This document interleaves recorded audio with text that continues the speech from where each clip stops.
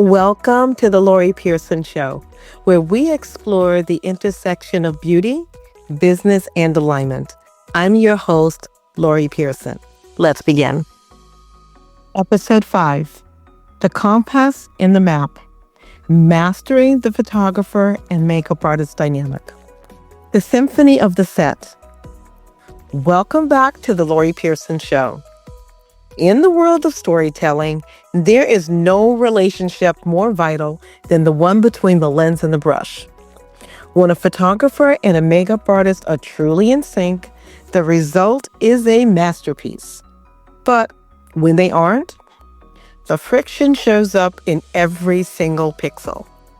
So today, I want to talk about how to master that dynamic. We're going to explore two distinct worlds that we live in as artists. One is the creative collaboration, where you are co-authoring a vision, and the commission job, where you are executing a professional brief. So whether you're pitching your own ideas or performing for a client, the goal is the same: professional synergy.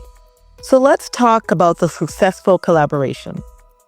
Now, a collaboration, or what we often call a test or TFP, it's not free work. I want you to look at it as an investment in your brand's portfolio. Remember, you are the brand. But like any investment, it's only as good as the partners you choose. So what should you look for when you're collaborating? Don't just look for pretty images or the makeup styles you like. What I want you to do is look at the whole image for consistency in lighting and in style.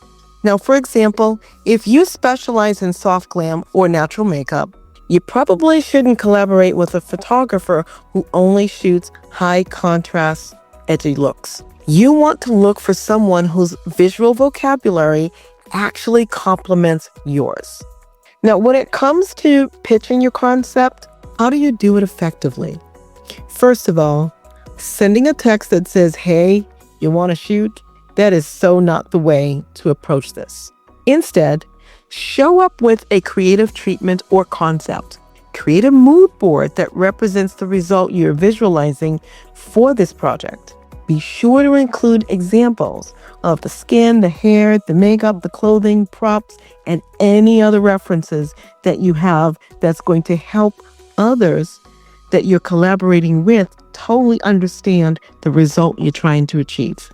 By presenting a clear roadmap, you aren't just asking for a favor. What you're doing is you're inviting them in to lend their unique expertise to help shape and elevate this vision. Now, here's an important part that I don't want you to miss, and I call it the collaborative agreement. Successful collaborations might end in a handshake, and I've had some of those. However, you really should start with a contract. This is how we ensure that our input remains cohesive and our expectations stay aligned. At the very minimum, your agreement needs to cover the following: usage rights. Can you use these images once they are handed over to you on your website and or social media? Are there any restrictions on how you're going to use those images? The turnaround time.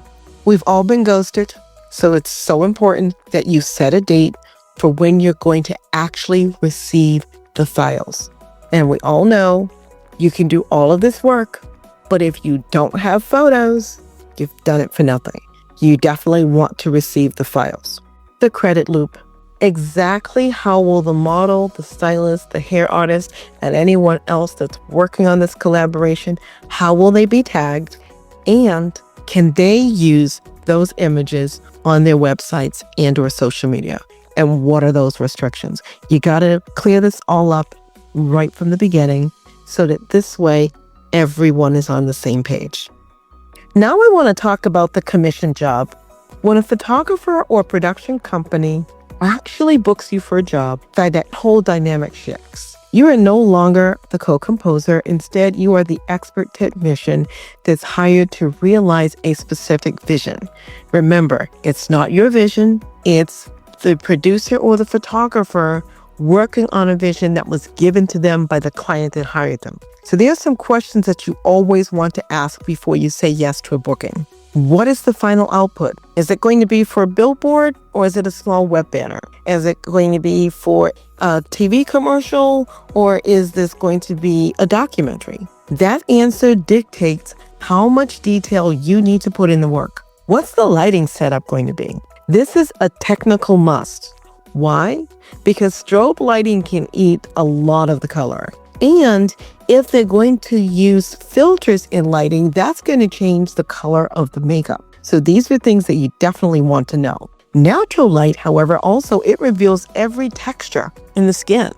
So this helps you to know what you need to have in your kit before heading to the shoot. Another question, how much retouching is planned? If they want raw skin, your prep has to be flawless because that's so important. They don't want to have to do a lot of touch-up. If they're going to do heavy post-production, you can focus more on sculpting. In a commission job, efficiency is your greatest asset. Your goal is to make sure that the photographer or the producer's life is so much easier. Because if they have to spend hours fixing stray hairs or patchy makeup blend in Photoshop or whatever tool they're using, because you missed it or didn't quite get it right, then you haven't done your job. We're here to save them time. Remember that. I want to talk about another area that's important, and that's called set etiquette. Regardless of the type of shoot, the way you behave on set is what defines your brand offset. I always follow a rule that I like to call the monitor rule. And here's what it is. The mirror is for the client, but the monitor is for us. So if the production is video, you want to keep an eye on the monitor. If the photographer is shooting tethered to a laptop, for example, stay near that screen. What looks good to the eye in the room might not look the same on camera. So once the lights hit it, it can make a huge change. And it's important that you can adjust your work based on that digital preview. Then there's the step-in dance. I never want to break the model or the talent's flow while the camera is clicking or the film is rolling. I always wait for the photographer or producer's permission before stepping in swiftly to make the changes or the minor changes that I may need to make. I try to be a second set of eyes, looking for things that the photographer or producer is too busy to see, like lipstick on the teeth, the jewelry that's turned the wrong way, a flyaway hair, or the shirt not lying the way it should. When you protect the photographer from those small mistakes, you become their first call for most future jobs. Here's a bonus. I'm calling this cross-pollination. The secret to a thriving business is cross-pollination. Every photographer or producer that you work with is a potential lead generator. If you show up as a professional, punctual, and technically savvy, that photographer or producer is going to recommend you for other projects. In our world, your reputation travels much faster than your portfolio. This is so important for you to remember. In closing, a photographer finds the light, but you are the one who prepares the surface that reflects it. So when the compass and the map work together, we create something that neither of us could achieve alone. Thank you so much for joining me for another episode of The Lorrie Pearson Show. I've included a collaboration agreement template in the show notes to help you protect your next creative investment. So go ahead and hit subscribe, and I'll see you on the next set. Bye for now.